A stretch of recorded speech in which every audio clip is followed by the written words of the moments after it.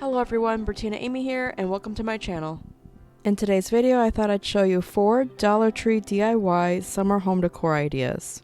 The first one is a Dollar Tree DIY summer starfish wreath. So Dollar Tree has this new starfish wreath form, and I go ahead and select 2 of my favorite shades of Decor mesh to match the nautical theme. In Dollar Tree's shoreline section, they have this twine with some aqua shades in it, so I go ahead and take that twine and just wrap it around and tie it onto the wreath form. To tie the twine onto the bar, I'm just wrapping the string where both ends are on either side of the bar and then just making a basic knot. Then repeating that until the entire wreath form is covered in the twine.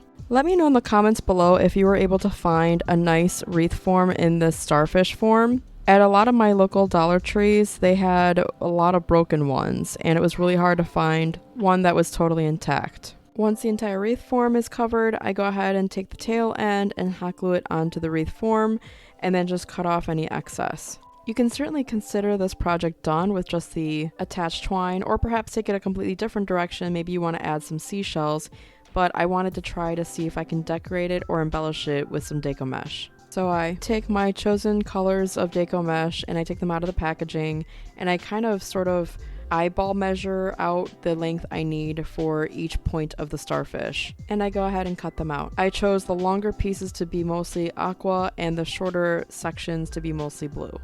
I basically scrunched the middle sections of the aqua and I made the blue into tubes. And I took some excess twine, wrapped them around the center of the Decor mesh, and then attached the Decor mesh to the center of the wreath. I used hot glue as needed to attach the Decor mesh to the edges of the wreath form. Once that was complete, I grabbed these blue and white floral picks that reminded me of Hawaii, and I just pulled one of the flowers and just glued it to the center to cover up the messy twine strands in the center. And that's it for this super easy DIY Dollar Tree summer wreath. I really like the way that this turned out. Let me know what you think in the comments below. Next is my Dollar Tree DIY summer dragonfly centerpiece. Wow, that sure is a mouthful. I found these new Dollar Tree frames and was inspired to make some kind of a centerpiece with it. So I go ahead and pick up 4, remove the packaging, and I go ahead and super glue the long ends together until 3 are attached. Then I go ahead and print out personal images onto cardstock, cut them out, and place them inside the frames. And for extra sturdiness or stability, I go ahead and add tape to the back of the images so they stay put if they're a little bit off. Then I use super glue to attach the last piece to the long ends of the 3 pieces that are already connected. I definitely had a few photos that I wasn't able to print at the exact sizing for this frame. So the tape was definitely necessary so I didn't have to see the cardboard behind it. Unfortunately, since super glue is super runny, it did run down and attach to my table. So I had to pull it off with brute strength and then I had to cover it up with some black chalk paint. And to make sure the frames all looked the same, I went ahead and just did it for all the edges of all the frames. So here I'm going ahead and covering up a $5 Lazy Susan, originally from Target last year. And I'm using black and purple marble peel and stick vinyl. Since this is a curved piece, I cut slits all around the circular Lazy Susan, and then I of course peel off the back and then stick it on, and I try to make sure to not have any bubbles. I did have to try this a few times until I figured out what way was going to work best for me. And of course use hot glue if necessary. Next, I take these florals from Dollar Tree and make this bouquet. I've got blue and purple florals and these maybe like aqua sprigs. I'm not sure what they're called, but anyways, I make a bouquet out of it and I just rubber band it together because you're not going to really see it, and then I stick it inside this pretty glass also from the Dollar Tree.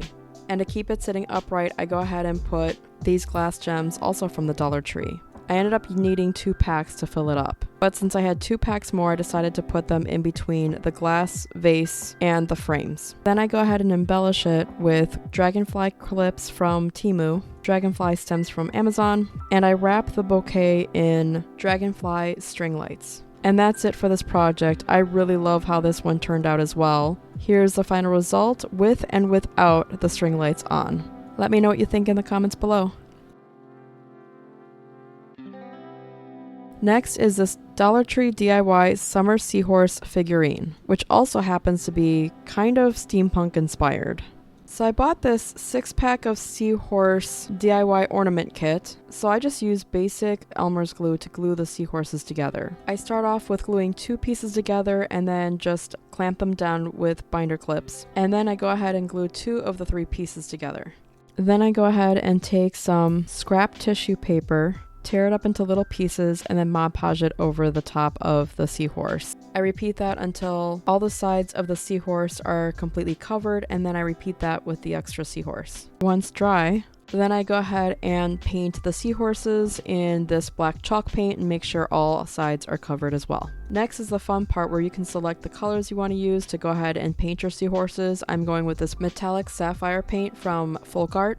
Then once dry, I use this metallic paint called Ice Blue from Folk Art, and I go ahead and paint the belly areas of the seahorses off camera. I try to add this color shifting paint, but I didn't think it actually added or took away from it, so it's really up to you what you decide to do from here on out. And I tested out another paint that really didn't do anything for me either, so that I ended up redoing it and going back over it anyways. Side note, don't forget to poke holes for the eyes. I decided I didn't need 2 seahorses, so I go ahead and glue them together. Since metallic paint causes a glossy finish, I go ahead and use hot glue for additional assistance. Then I use glue on the edges. Then off camera, I go ahead and just start all over with the process of the tissue paper, the black paint, and then I go ahead and decide to use the strands of twine from the package in this project. I wanted this project to have even more texture, so I take the twine and I wrap it around the ridges of the seahorse, using hot glue to attach. Once I was happy with the look, I go ahead and repaint the entire seahorse in the black chalk paint. Once completely covered and dry, I go over it with the color paints that you see on screen. So then I still wanted to add to the texture, and I thought, oh my gosh, what is missing? The fins. So last year when I was making this project, I remembered that I had bought a spool of this kind of aqua transparent ribbon. And I thought, what if I took a little piece and created sort of like a paper fan where you kind of fold it forwards and backwards until you make a certain width size so that it fits the area. I did a bit of trial and error too to see if I could wrap the entire ribbon around either side so it looked like one gigantic one kind of connected or interconnected or whatever, but I really didn't like the way that looked, and so I decided to scrap that idea. So for the eyes, I had these steampunk gears that are made of metal that I bought, I want to say back in 2019 when I was doing my DIY steampunk costume. I designed my own earrings using these gears, but since I had so many because I bought it from Amazon, I thought it would look really cool as a part of the area for the eyes for the seahorse. So I took one and took my crocodile to go ahead and punch a hole in the center to make sure that there was nothing blocking the hole so that I could go ahead and add eyelets. Then for the pupils, I cut open a pair of googly eyes to extract the pupil from inside. Then I use hot glue to glue it in place at the back. Apologies for not staying within view of the camera, as at this point last year I was still getting the hang of trying to create quality videos. And frankly, I'm still trying to work on that. Once both eyes are complete, I go ahead and glue them with hot glue onto either side of the seahorse. And I also go ahead and glue on the fins to either side of the seahorse as well. And off camera, I go ahead and use Delta Creative's exterior or interior varnish, which not only gives it a nice satin finish at the end, but also helps it to adhere better to the seahorse even after the hot glue is dried. And to make sure it'll stand alone, I go ahead and use this Aeroplay stuff from the Dollar Tree, as it says it air dries. And I go ahead and use my palms to create a little island for the seahorse to be sitting or standing on. Then I had to allow it to dry for actually about a week or so, because it was remaining wet because of how thick it was. So I did have to let it sit for a week before I could attack it again. And to finalize the look of sand, I go ahead and use a combination of a shade of peach colored paint and a little bit of salt mixed in to give it the texture that I needed. It has been a while since I used this method to make my faux dried sand, so I had to add a little bit of salt here and there until I got the texture I was looking for. I'm going for kind of like a thick paste.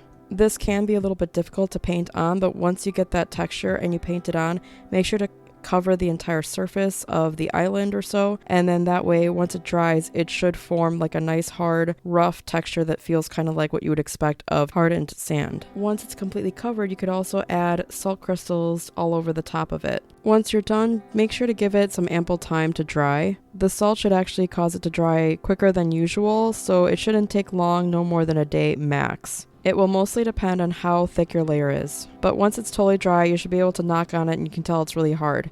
And that's when you can go ahead and glue your seahorse to the base.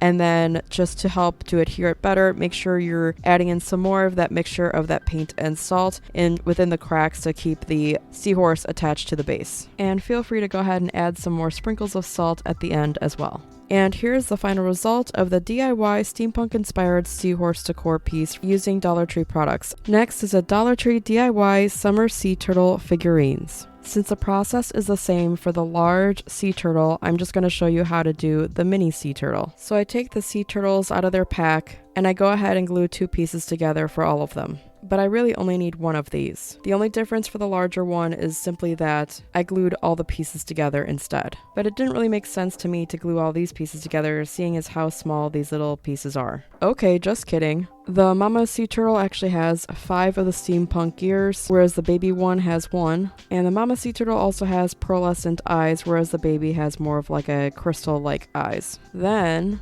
Mod Podge on some tissue paper, paint on the black chalk paint, add in the greens and blues metallic paints, create a little tiny turtle shell using Aeroplay, wrap the sea turtle in twine, glue on the DIY shell, add an optional steampunk gear, glue on some gems for the eyes, and finish it off with some varnish. And here's the final result. Let me know what you think in the comments below and let me know which of these projects was your favorite.